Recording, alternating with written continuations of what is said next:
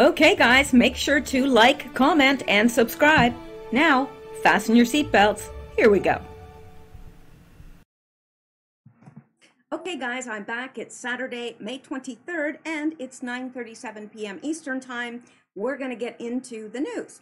All right, let's get to it and get off this infinity screen. Now, I do have some people to thank, and I'll do that at the end of the video. This video is going to be news, but I am going to do a second video to catch us up on the Q posts. But I have fun with the news, and I wanted to make sure to fit it in. So anyway, that's what we're going to do now. And last night, I did put an explanation on my channel in case you missed it. And if you're ever wondering if I'm going to post or not in an evening, I generally let you guys know in a little note on my channel. So that you'll know if I am going to post or not posting. I don't usually let you know if I am going to post unless it's late. Sometimes I put a note and say, you know, I'm running late, but I'm still posting.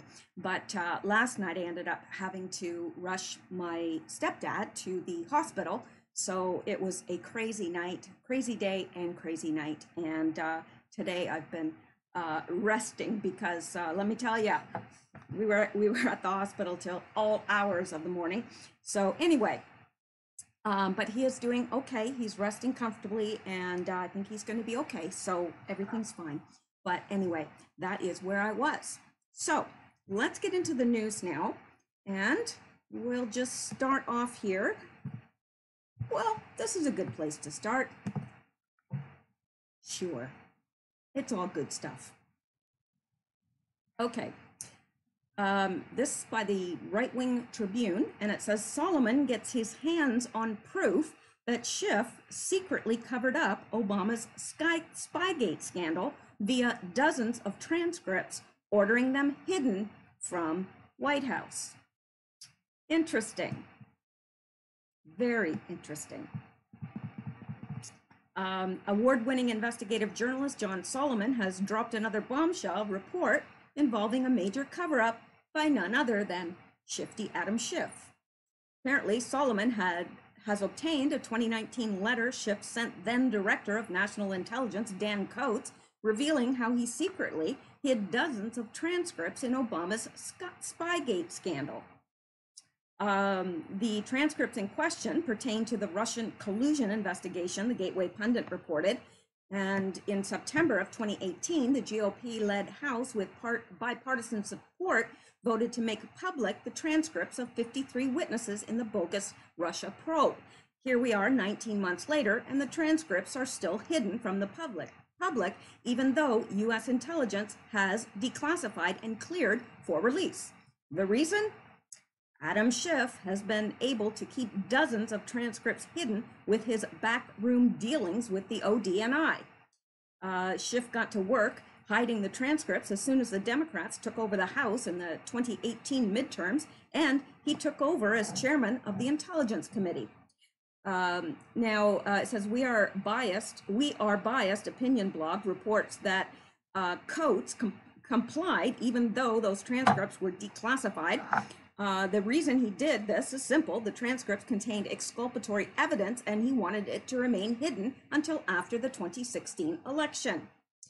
And shortly after Schiff took over from Republican Representative Devin Nunes as chairman of the House Permanent Select Committee on Intelligence in 2019, he sent a letter to the office of then Director of National Intelligence, Dan Coats.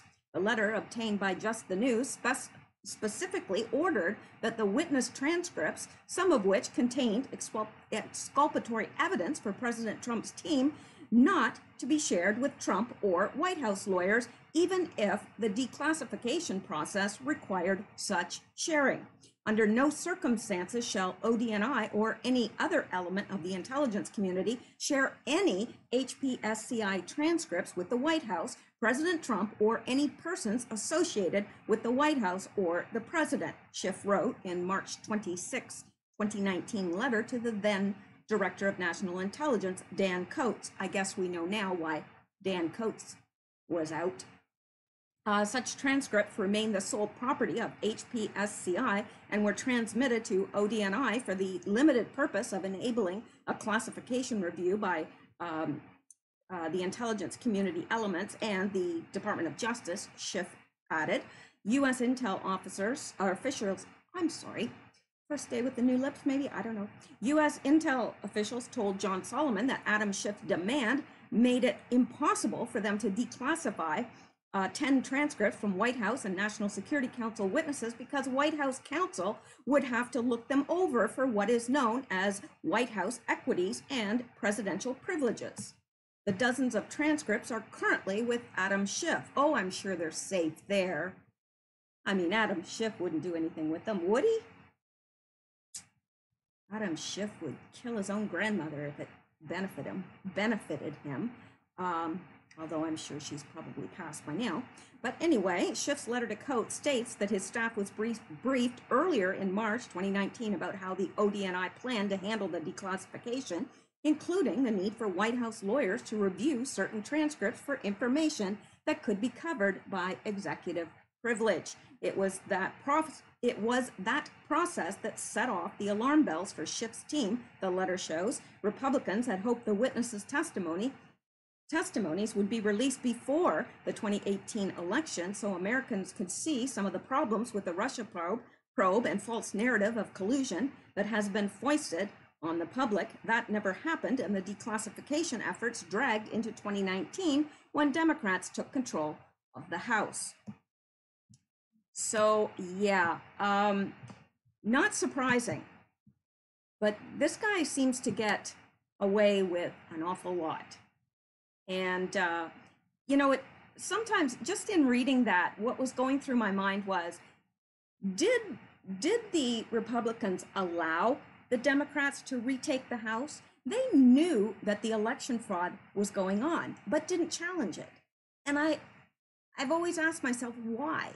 Maybe, I don't know, but maybe they wanted the Democrats to have the House because they knew it was going to be a big mess. And, well, the Trump team anyway knew what was going to happen and what they were going to do. And he wanted the people to see that. And he wanted to entrap them in their own lies and other nefarious things that they do. So I don't know, but it makes me wonder, because this seems so well scripted. This whole thing, like, this has been meticulously planned and is being, you know, executed with military precision.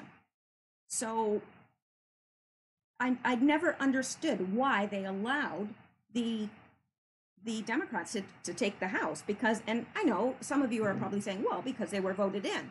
Well, were they? Some of them probably, but not all of them. So anyway, let's go back and see what else we can get into, because there's always interesting stuff out there in the news. Let's look at this, you know, something else from Joe Biden. Okay, this is from Conservative US, True Conservative News, and another racist video from Joe Biden resurfaces. You cannot go to a 7-Eleven or a Dunkin' Donuts unless you have a slight Indian accent. No, that's not racist at all, is it? CNN waited 12 hours to cover Joe Biden's "you ain't black" comment, while ABC, CBS, and NBC averaged only 1 minute of discussion about his shocking remarks. Imagine if Donald Trump had said that. Just imagine if he had said, look, if you know, you don't vote for me, you ain't black. Could you imagine? I mean, he would probably not only be impeached, but he'd probably be strung up in the streets. But Joe Biden, it's just Joe Biden. Yeah. Okay, so during an appearance on the Breakfast Club radio show on Friday, the presumptive Democrat nominee told the black host, Charlemagne, that the God that you choose Trump over, it's, okay, I don't understand. It says the God, that if you choose Trump over him, you ain't black. The comment rapidly went viral, and drew condemnation from both sides of the aisle, but mainstream media cover-up and Biden's racist comments are not new. No, they're not. They go back a very long way. In 2006, Biden said, "You can't go to a 7-Eleven or a Dunkin' Donuts unless you have a slight Indian accent." Biden, then a senator of Delaware, can be seen in a clip talking to a man who appears to be of Indian descent. In Delaware, the largest growth in population is Indian Americans, Biden said. You cannot go to a 7-Eleven or a Dunkin' Donuts unless you have a slight Indian accent. I'm not joking. This video was censored and removed ever since, but resurfaced this morning. And here is the video below, because I know you want to hear it. Don't tell me you don't. So let's listen to Joe Biden. You cannot go to a 7-Eleven or a Dunkin' Donuts unless you have a slight Indian accent. I'm not joking.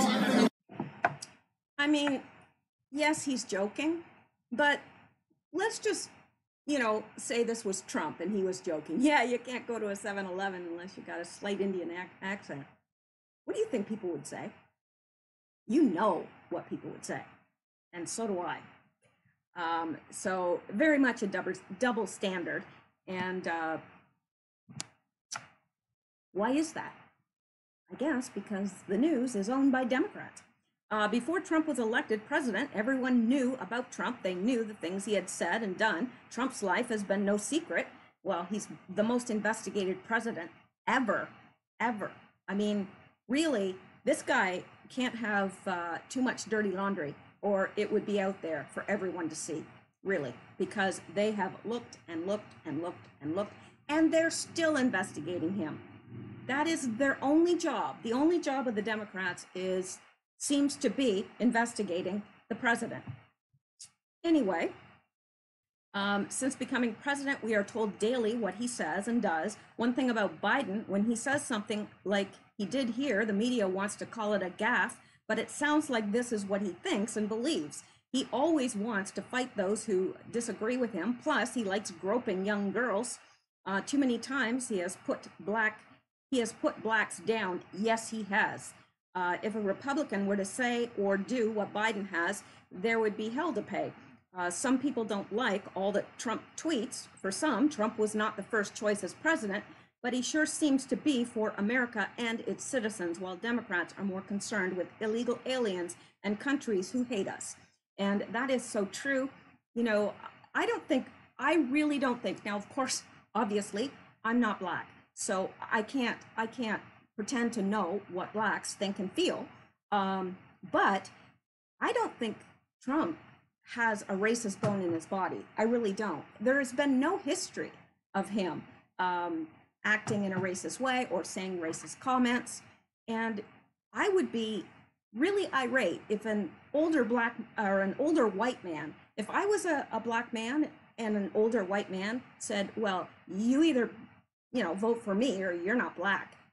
I'd be insulted, because who the heck is he to define someone's blackness? Yeah.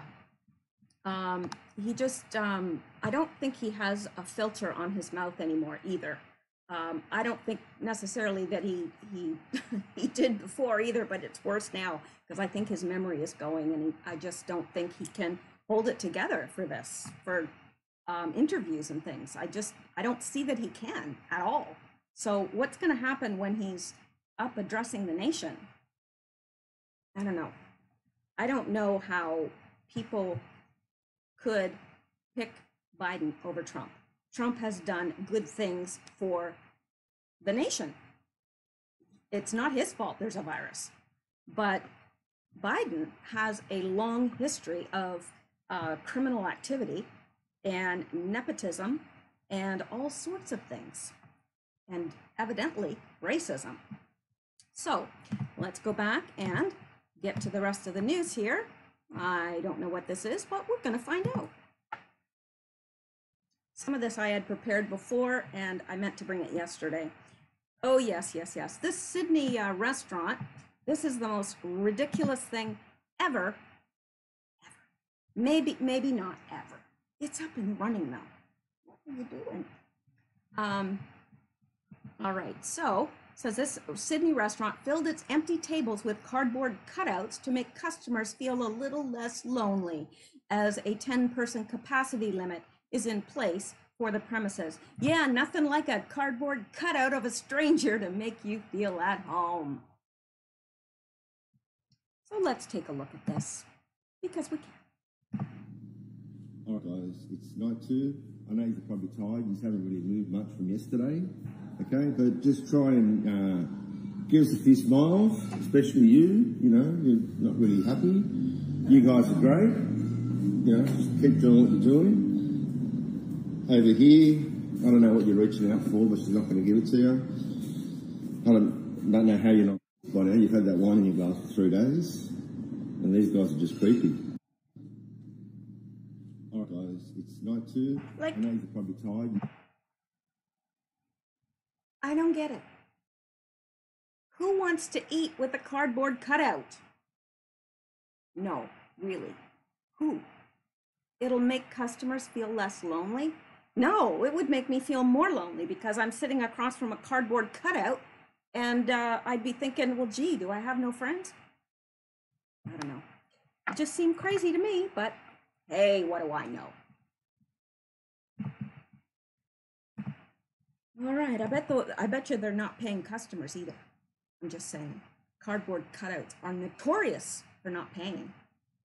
All right, let's go to this. Oh yes, my good friend Heather H. in Houston sent this to me, letting me know what the attire, the fashion for this summer is. The trikini is the new beachwear for the coronavirus era. Yes, you heard that right. The trikini.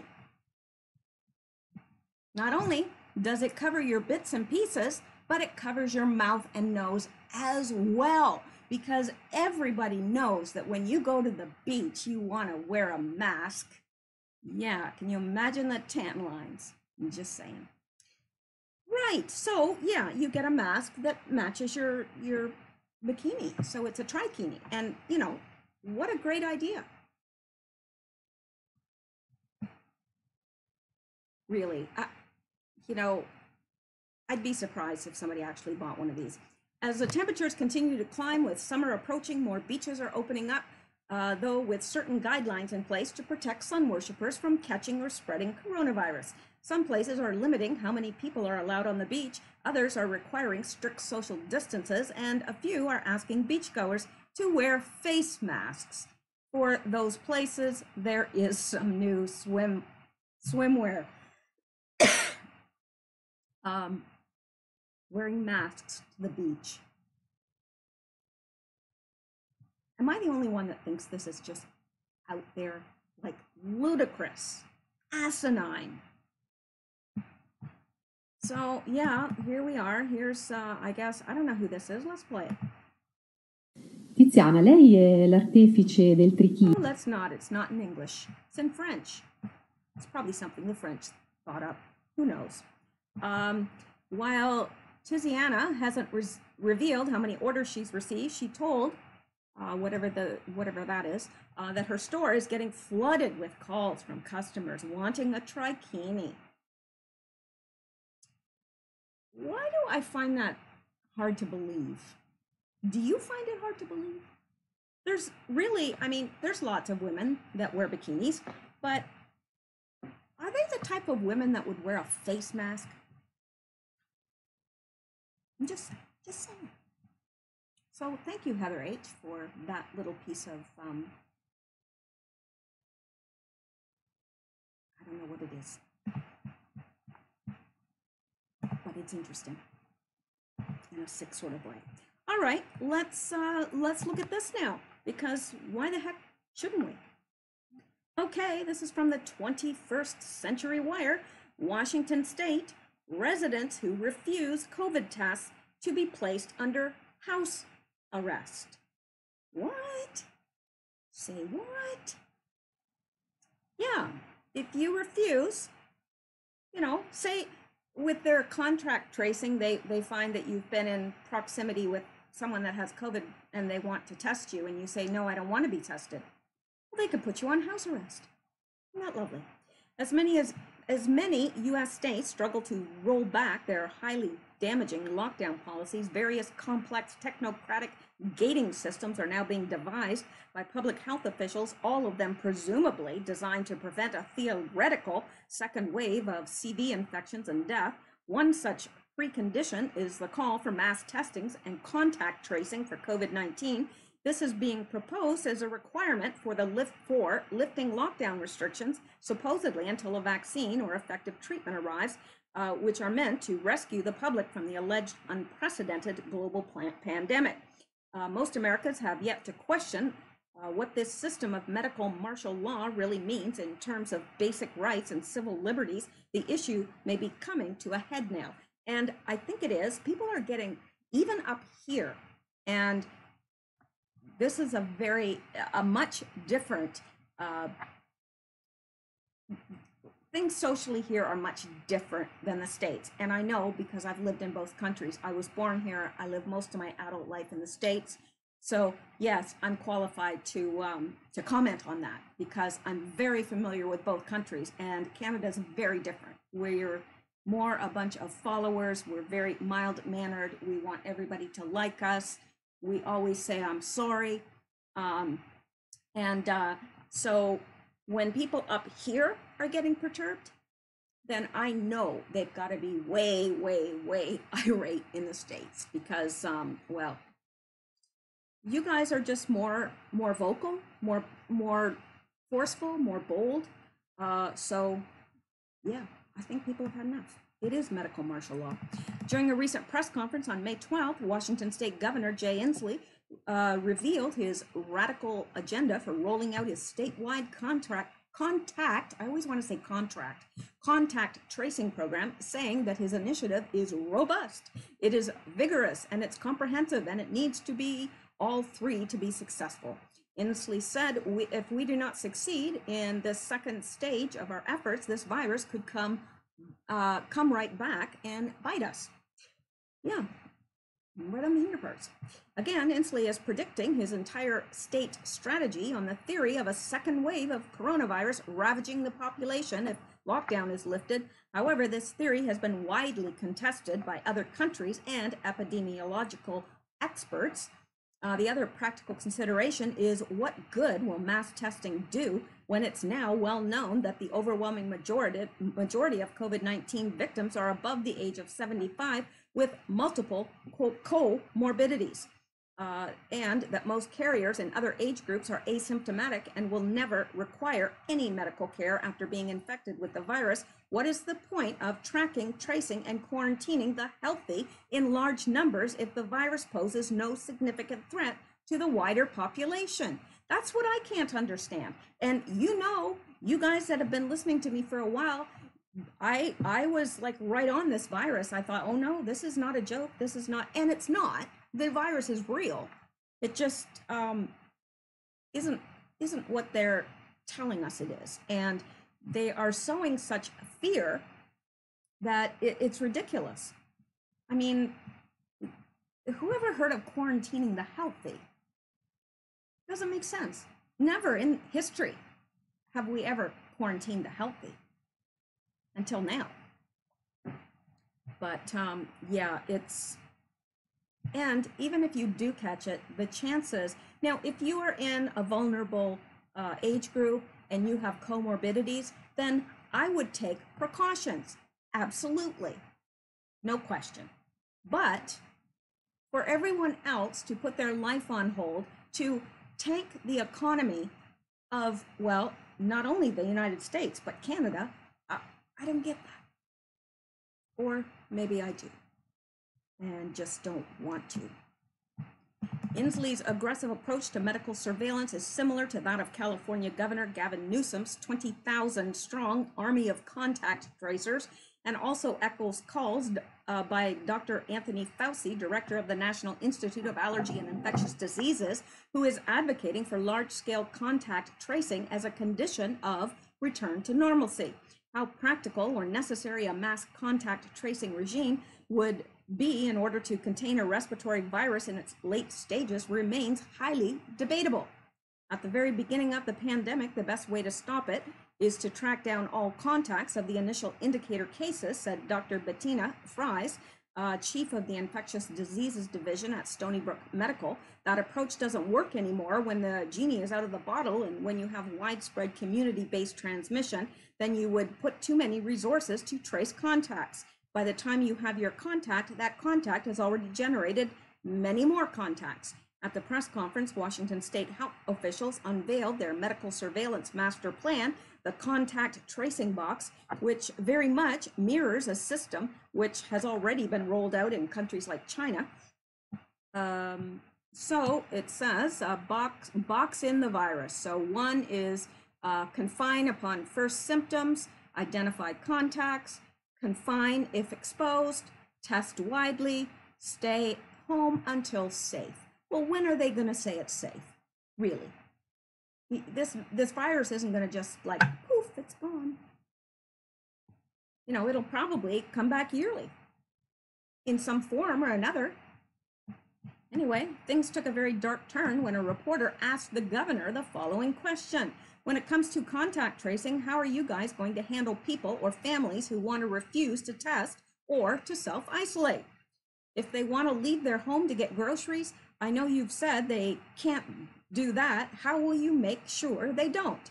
To this point, Governor Inslee responded, we will have attached to the families a family support person who will check in with them to see what they need on a daily basis and help them. If they can't get a friend to do their grocery shopping, we will help get them groceries in some fashion. If they need pharmaceuticals to be picked up, we will make sure they get their pharmaceuticals. That's going to help encourage them to maintain their isolation too. As far as refusal, it shouldn't come to that, and it really hasn't. We've had really good success when we've asked people to isolate, and they've done so in really high percentages, so we're happy about that, and we believe that will continue. The implications of this statement are clear. If you refuse the state's COVID test, then you will be placed under indefinite house arrest and be assigned a state minder who will effectively be acting as a personal prison guard. This unprecedented level of medical surveillance and authoritarianism raises the specter of whether the state will use these very same draconian measures to force its citizens to accept a mandated vaccine for COVID-19. Investigative journalist John Rappaport explains how deeply enmeshed Governor Inslee is with the Gates Foundation Global Vaccine Network and why this issue may be coming quickly over the horizon. So, and it says the first thing to know about Governor Jay Inslee under President Bill Clinton, he served as regional director for the U.S. Department of Health and Human Services. HHS is in charge of the CDC. Inslee is, therefore, actually a public health official. That means as governor of Washington, he's already on the team of Fauci and Birx, clones who have staged state coups and are usurping and destroying human rights, including the right to make a living.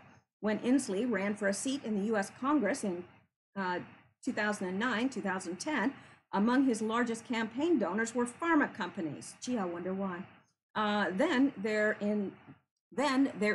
is Inslee's connection to Bill Gates, the dark prince of lockdowns, the man who wants to keep the global population in chains until his COVID vaccine arrives. A clinical trial of a COVID vaccine has begun in Seattle.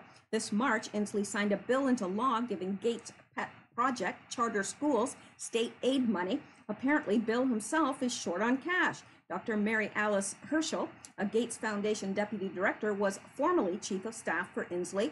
During his election campaigns covering 2011 and 2012, Inslee's top donor was Microsoft, employees and families. The problem with this inherent conflict of interest is that Bill Gates has already announced publicly the many U.S. states should remain in lockdown until we have a vaccine that we've gotten out to basically the entire world. If state governors are no longer independent and taking instructions from federal health officials and NGOs like the Gates Foundation, while seized unprecedented dictatorial powers over their citizenry, then where can the electorate go for redress of grievances? That's a good question. And, you know, for some of these Democrat states, this is becoming a massive, massive issue. Like, Michigan, Washington, California. Need I go on? All right, now let's get back to the news. And yeah, this is interesting as well. I found this a little bit scary. It says, new law that comes into effect today means every adult is now an organ donor unless they opt out. Now, I know some of you are probably saying, well, what's wrong with that? That's a good thing, right? Because, you know, if you die unnecessarily and you are able to, you know, your organs, excuse me, can be used to save someone else's lives. Well, also, excuse me, I was drinking Diet Coke, which is terrible for me. And, you know what Diet Coke does to you. Anyway, yeah, you know, a lot of people would say, well, that's a good idea. But if you had any idea how much they make off of your organs, and I know there are still some people that would say, well, I know they make money from them, but it still saves someone's life. Yes, yes, it does. But will there come a day when you are in the hospital and they say, well, this person's kind of touch and go? Well, you know, we can get their organs. Let's pull the plug. Yeah, don't tell me it doesn't happen, because it does. So, new law. Now, this is in the UK. Hopefully it won't come here.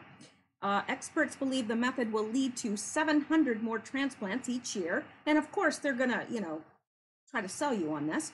But it says patients awaiting transplants have hailed a game-changing new law, which from today means that every adult is automatically considered an organ donor. Under the legislation, everyone in England will be deemed to have given consent for their organs to be donated when they die, unless they specifically opt out or are in an excluded group. Now, does that include body donation? Because there are people that donate their body to science for, you know, new doctors to learn and on and so forth, because, you know, all doctors learn on cadavers. So I don't know, but I don't like it because I know what happens up here. And I think it's a slippery slope. Now, you know, people can, I know you can still opt out, but there's a lot of people that probably don't know that they need to opt out. And, you know, I don't know. It's fine. If people that give their consent, they give their consent, and that's fine. But, you know, by not doing anything, that doesn't mean that you're giving consent. You know what I'm saying? Anyway, all right, let's get off of that.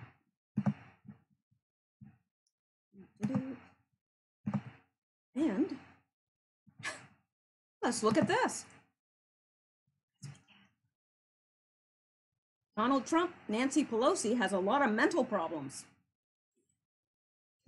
Yeah, there's no doubt about that. Let's listen to... Are you satisfied with how Republican senators have responded on the Flynn case and on the origins of the Russia investigation? Well, I think on the swing states, you said? The Flynn case. On the Flynn case? General Flynn is a man of great respect. I was with General Milley, the head of the Joint Chiefs of Staff, the other day. I said, you know General Flynn? He said, yes, I do. He's a fine man. I've known him for 20 years. He's a fine man and a great soldier. General Flynn was treated horribly. General Flynn was treated illegally. These people, they broke the law. They broke the law. What they've done to General Flynn should never happen. What they've done to the presidency and what they've done to this country can never be allowed to happen again to our country. And despite all of that has been done, everything that's been done, we've had one of the greatest presidencies ever. We have never, I don't think anybody, Mitch, I think we can say it with assurity, nobody's accomplished what we've accomplished in a relatively short period of time, a 3-year period of time. Nobody's been able to do that. When you look at rebuilding our military, regulations at a level that nobody's come close to, we've cut regulations, the biggest tax decrease in history. You look at all of the things that we've done, all of the things we've done on health care, with the individual mandate, with pre-existing conditions. Nobody's done anywhere close to what we've done. But despite that, if you look, despite an illegal witch hunt, and that's what it was. It was a hoax. It was a witch hunt. The Russian thing was a made-up, fabricated story, just like they went to Congresswoman Kelsey Gabbard. I don't know her at all. And they said, you're a Russian agent. I don't know her, but I know she's not a Russian agent. Then they went to Dr. Jill Stein of the Green Party. They said she's a Russian agent. I don't know her at all. I know she's not a Russian agent. These people are sick. Pelosi is a sick woman. She's got a lot of problems, a lot of mental problems. We're dealing with people that have to get their act together for the good of the country. Okay, thank you very much. All right. All right. Now, I'm not gonna read this whole thing. I just wanted you to see that because what he said about Flynn and about Pelosi is interesting. So let's get out of there. I don't know why all of a sudden my internet is slowing down. I can't imagine why.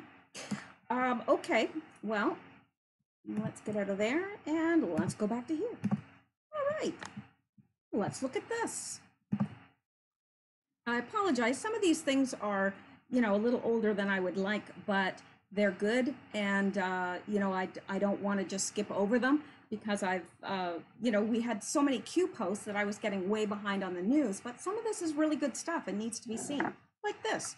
This is by Greg Rubini, and he said, one, John Brennan will get the death penalty, charges against Brennan, 3 counts of conspiracy to overthrow the government, 1 count of conspiracy to commit treason, not just Brennan, list below info from a source close to Durham prosecutors. So that is extremely interesting. Now, here's number 2. While you read this thread, remember that William Barr has reinstated the death penalty for federal crimes in July of 2019. Why do you think they did that?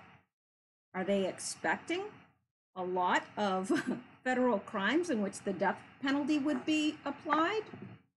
Just asking. And other charges against Brennan, 3 counts of lying to Congress, 2 counts of lying to investigators, and charges against James Clapper, 3 counts of conspiracy to overthrow the government, 2 counts of lying to Congress. And James Comey, 3 counts of conspiracy to overthrow the government, 6 counts of perjury, 4 counts of obstruction of justice, 4 counts of falsifying government documents. So, and I think, if I'm not mistaken, we've gone through this list before. So I think I'm going to cut it short here because I am almost 100% sure we've gone through this before. But it says the source of the info is a good source connected with the Durham prosecutors. I cannot say more at the moment. A few days ago, Trump hinted at 50-year sentences, an indirect hint. Trump certainly knows, and he said a lot of people are going to pay. He did say that, and here he is saying it. Political crime in the history of our country. If I was the greatest political crime in the history of our country, if I were a Democrat instead of a Republican, I think everybody would have been in jail a long time ago, and I'm talking with 50-year sentences. It is a disgrace what's happened.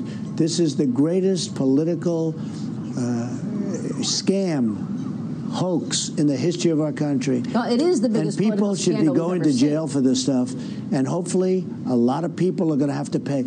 It was the greatest political crime in the history of our country. A lot of people are going to pay, and we hope they do. We need to see justice because I don't think our country can get back on track unless justice is served. I really don't, because right now what we have is 2 laws, one for the elite and one for everyone else. All right, now, certainly 3 counts of conspiracy to overthrow the government guarantees 50 years of jail or more. Think Comey, Clapper, McCabe, Strzok, Yates, etc.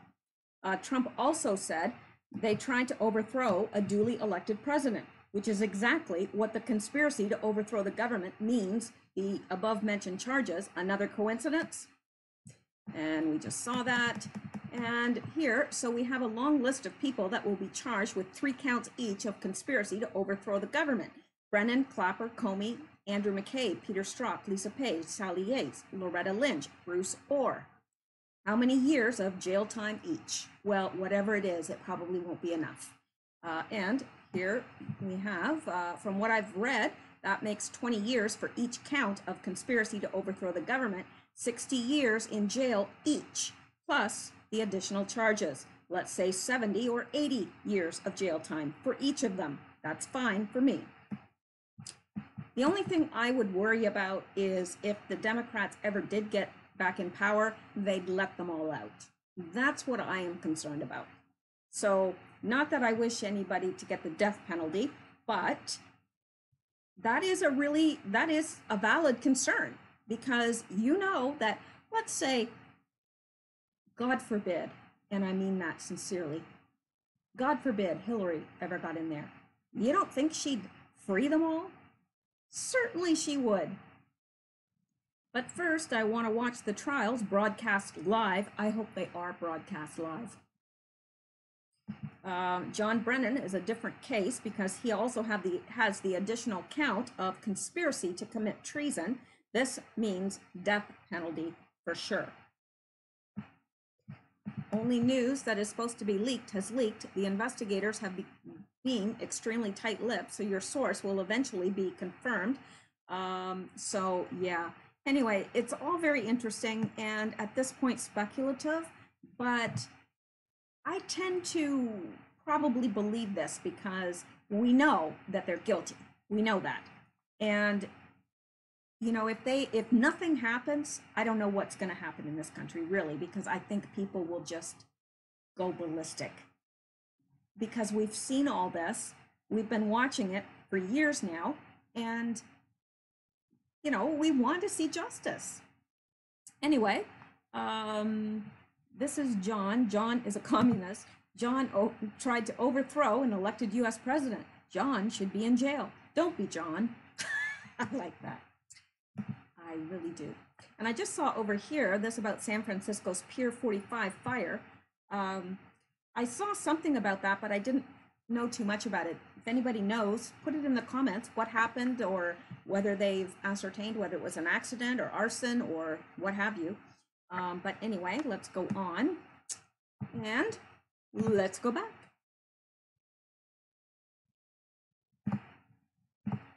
All right. Okay, let's look at this. I'm sorry, I have this habit of playing Pelosi late at night, and I'm sorry because I know it must keep some of you up, probably scared.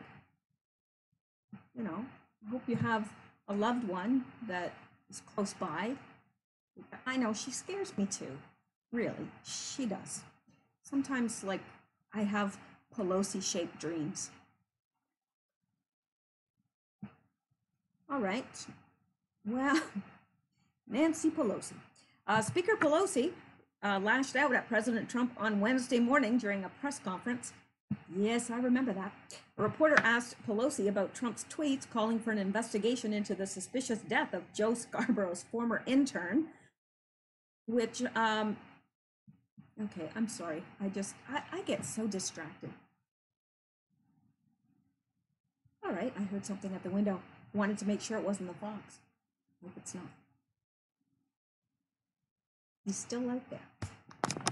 I see him. Now I don't take my garbage out after dark because I always run into the fox. And he's friendly, but you know. Okay, reporter asked Pelosi about Trump's tweet calling for an investigation into the suspicious death of Joe Scarborough's former intern. And here is the tweet. Roger Stone has been treated, for God's sakes. Roger Stone has been treated very unfairly. How about that? Jury forewoman. Does anyone think that was fair? Disgraceful. Stay tuned. And guys like low ratings psycho Joe Scarborough are allowed to walk the streets. Open cold case. And it is an open cold case. One for which I personally think he's guilty. Anyway, update 20. Okay, that's not it. 80-year-old Pelosi tried to school Trump, but jumbled her words and ended up sounding like a fool. How is that different than any other time she speaks? Whenever she speaks, she ends up sounding like a fool. I've never heard her sound, you know, with it, ever.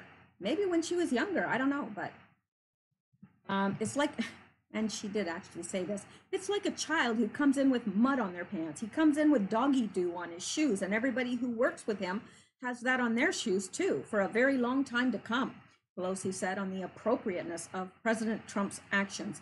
And this, well, first of all, it's a very bad analogy. And second of all, it doesn't make sense.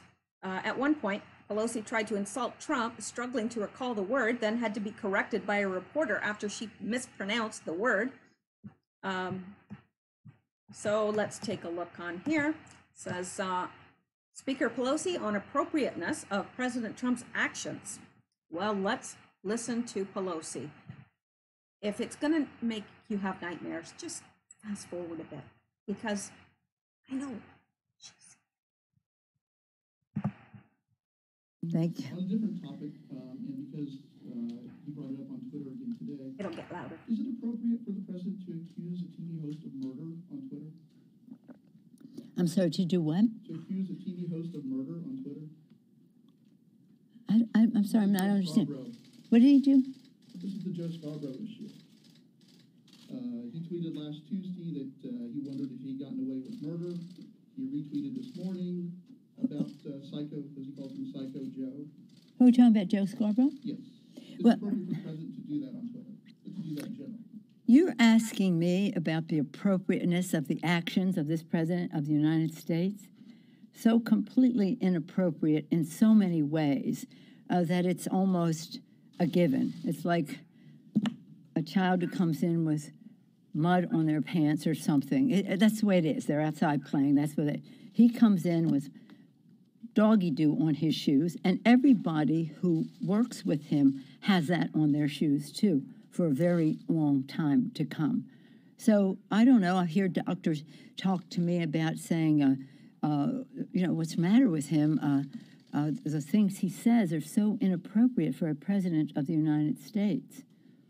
The comments he makes about women. So inappropriate. So no, I don't think it's appropriate. But again, there's a market for it, obviously, and that's what he plays to. There's a word somebody used to me. They said you would understand it better if you knew what a confabulator is. Confabulator is. Look up the word confabulator. Somebody just really doesn't even know what the truth is, and just says anything, and because he says it, then he believes it. But this, you know what? Forget about him. This is about how we go forward. Forward to help save lives and save the livelihood of our people by saving our. I don't want to hear her go on and on because there's something about her talking that just gets to me. And the thing is, am I the only one? Now, be honest with me, guys. Really, be honest. Am I the only one that thinks she sounds drunk all the time? Like, now, and I don't want to be unfair because it may not be alcohol. It may be some drugs that she's taking for medical issue. I don't know. But to me, she sounds drunk all the time. Her eyes are always glazed over. She never looks bright-eyed and bushy-tailed. And, you know, I don't know. To me, she always sounds slurred. Okay. Let's go back and see what else we can get into. Yes, this is very strange. Well, I thought it was very strange anyway. So, let's look at it. Sure, why not? Why is Israel's Netanyahu facing trial? Jerusalem, Reuters, a week after being sworn into office for a fifth term, Israeli Prime Minister Benjamin Netanyahu will go on trial on May 24th, charged with corruption. What are the charges against Netanyahu? Bribery, fraud, and breach of trust. Netanyahu, 70, was indicted in 3 criminal cases last November. He denies all wrongdoing. Case 4000 alleges that Netanyahu granted regulatory favors around 1.8 billion shekels, around $500 million, to Israeli telecommunications company Bezek Telecom Israel. In return, prosecutors say he sought positive coverage of himself and his wife on a news website controlled by the company's former chairman, Shaul Elovitch. In this case, Netanyahu has been charged with bribery, fraud, and breach of trust. Elovitch and his wife, Iris, have been charged with bribery and obstruction of justice. The couple deny wrongdoing. Case 1000, in which Netanyahu has been charged with fraud and breach of trust, centers on allegations that he and his wife, Sarah, wrongfully received about 700,000 shekels worth of gifts from Arnon Milchan, a Hollywood producer and Israeli citizen, and Australian billionaire businessman James Packer. Prosecutors said gifts including champagne and cigars, and that, prosecutors said gifts including champagne and cigars, and that Netanyahu, see, that doesn't make sense. Why can't anybody write anymore? And that Netanyahu helped Milchan with his business interests. Now, listen to this sentence. Just listen to this sentence. And this is by Reuters. Like, listen. Prosecutors said gifts including champagne and cigars, and that Netanyahu helped Milchan with his business interests. I'm sorry. I know it probably drives people crazy when I do that, but I can't help it because it drives. Nobody can write anymore. Neither Packer nor Milchan face charges. Case 2000 alleges that Netanyahu negotiated a deal with Arnon Moses, owner of Israeli newspaper Yedoeth, for better coverage. In return, the prime minister allegedly offered legislation that would slow the growth of rival newspaper. Netanyahu has been charged with fraud and breach of trust. Moses has been charged with offering a bribe and denies wrongdoing. So anyway, we're not going to get all into this, but I wanted you to be aware of it. But what I can't understand is Justin Trudeau did the exact same thing. I mean, he gives out hefty grants to the media, and in return, they're to offer him positive coverage. I've never seen anything on any Canadian news channel that's harsh or not favorable toward the prime minister. So he did the same thing. So if Netanyahu's charged with that, then so should Justin Trudeau. Just my 2 cents. Okay. Put another 3 cents with it and we'll have 5 cents. Yeah. That and another, $4.95 should get you a cup of coffee at Starbucks. All right. I digress. Let's look at this. And we're going to stop the news soon. And I'm going to catch us up on Q. All right, the curious case of the death of Joe Scarborough's intern, Lori Klausudis, may not be pronouncing her last name correctly. The curious case of the death of Joe Scarborough's intern, with recent attacks on President Donald Trump and accusations of threats by blackmail by Joe Scarborough and Mika Brzezinski, the daughter of the co-founder of the Trilateral Commission, Zbigniew Brzezinski. Some information about Scarborough's past has come to surface. No matter what you believe about the exchange between Trump and the two MSNBC hosts, the following information is more important than allegations of behavior between the two because it involves the death of a young intern, Lori, and the subsequent cover-up. I won't be looking at the speculation of any of the drama. I draw no bias to either side or conclusion until evidence is presented. Instead, I'll be examining the case of Klausudis, who was found dead in Scarborough's Fort Walton Beach office. Scarborough used to serve as a U.S. Republican congressman from Florida's 1st District from 1995 to 2001. He shortly resigned 5 months into his fourth term in September 2001. 2 months before his resignation on July 20th, 2001, his intern, Lori, was found dead inside his office on his floor.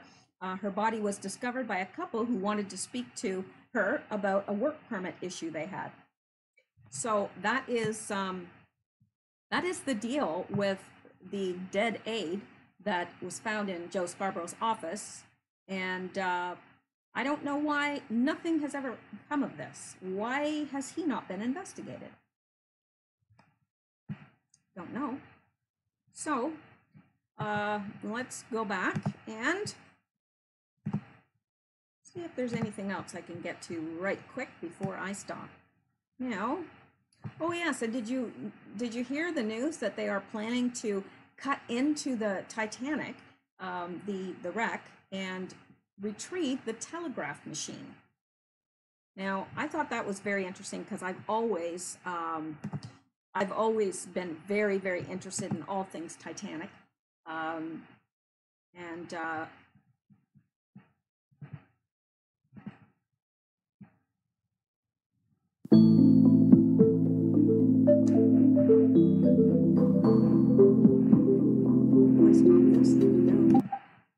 All right, a salvage firm has received approval from a judge in Virginia to remove the telegraph machine from the famous Titanic wreck that was used to send distress signals when the liner sank more than 100 years ago. Salvage company RMS Titanic Inc.'s plan to retrieve the Marconi wireless telegraph has sparked controversy with the National Oceanic and Atmospheric Administration, among others, who have fiercely opposed the mission. NOAA argued in court documents that the telegraph is likely surrounded by the mortal remains of more than 1,500 people, and that's true, and should be left alone. RMS Titanic submitted a 60-page plan to retrieve the telegraph, which is believed to still sit in a deck house near the doomed ocean liner's grand staircase. The company said an unmanned submersible would slip through a skylight or cut the heavily corroded roof to retrieve the radio. A suction dredge would remove loose silt, while manipulator arms could cut electrical cords. And those are the remains. It's not in good condition anymore because they had looked into raising the Titanic at one point, but they found that it was going to be impossible to raise in one piece. So anyway, yeah, I've always been very fascinated with the story of the Titanic and all of the intrigue that is surrounding it and all of the controversy and conspiracy. And there's a lot of conspiracy surrounding the Titanic, a lot. It's a very, very fascinating subject for anyone that really dives into it. Forgive the pun, that was unintended. All right. All righty. And let's look at this.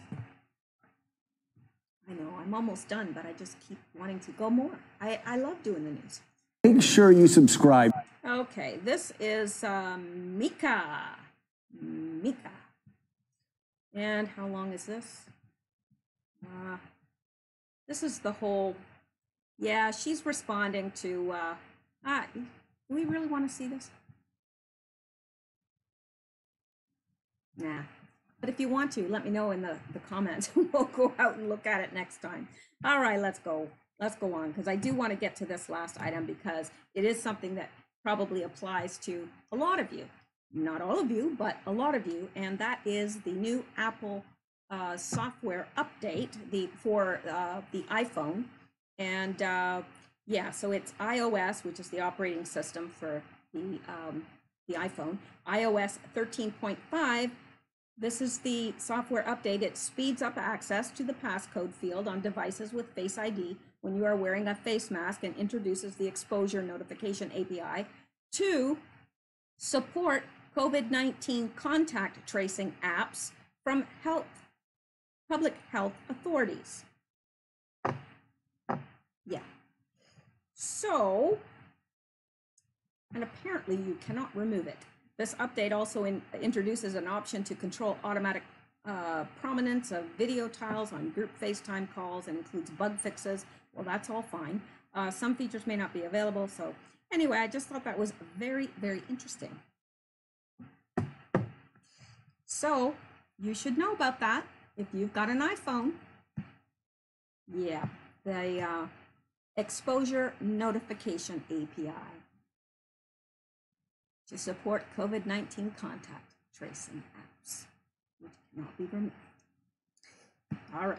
Well, you know what? Let's stop there. I'm going to thank some people. Then I'm going to get into the Q posts. Yeah. All right. So the following people, and I must say that I picked up a new Patreon supporter, but I haven't added him yet. So if you're listening, I'm going to add your name. It would just right before I started. And I do have 2 pieces of snail mail, but I forgot to put these in here, so I'm going to have to do it for the next show. All right. So via coffee, I had CC from Plano and Rebecca, Paul Malone. Some of these sound like I've read them before, but I think it's probably because I put them in here and meaning to do it. I don't think I thanked these people anyway. That's what I'm getting at. Okay, CC from Plano, Rebecca, Paul Malone, Jolie Pope, Ringing the Bell of Liberty in Cincinnati, Space Chick 7, Heather H from Houston. That's good old Triple H. Heather H from Houston. She strikes again. She is definitely the biggest supporter of this channel, far and away. And I very, very much appreciate that. Very much appreciate it. And I know that others that aren't able to contribute appreciate it as well, because there are people that always let me know, I want to, but I've lost my job or this. And I feel so bad for these people that they're even thinking that, oh, I want to, but because that should be the last thing on your mind. So when people such as Heather H from Houston, Triple H, donate, it helps make up for those people that just can't. And you're all always welcome, always. And Vicky from Pennsylvania, and here's a new one I've never seen, Twisty Me. Twisty Me, I like that. And picked up 2 new Patreon supporters, Mel B, and I think Robin Galley might have increased her donation instead of being brand new. I'd have to check that. But thank you so much, guys. It means a lot. I appreciate all of you, whether you donate or not. I appreciate all of you. I appreciate your comments and your encouragement and your prayers. So that is it for this program. Well, look at who's behind me. I had to come back to the screen to see him, and he's sound asleep. He slept all day. I don't know what is up with these cats, but it's been about, well, it was over 80 here today, which is unreal because 2 weeks ago it was snowing. So yeah, and I don't know why. I didn't have my air conditioner on today, and they were probably getting warm in here because they've been dead to the world all day. So anyway, let's end there, and I will be back. Really, I will. I'm going to be back, and I'm going to catch us up with the Q post. So stay tuned, and you guys have a great night. Stay safe, stay well, stay blessed, and keep seeking truth.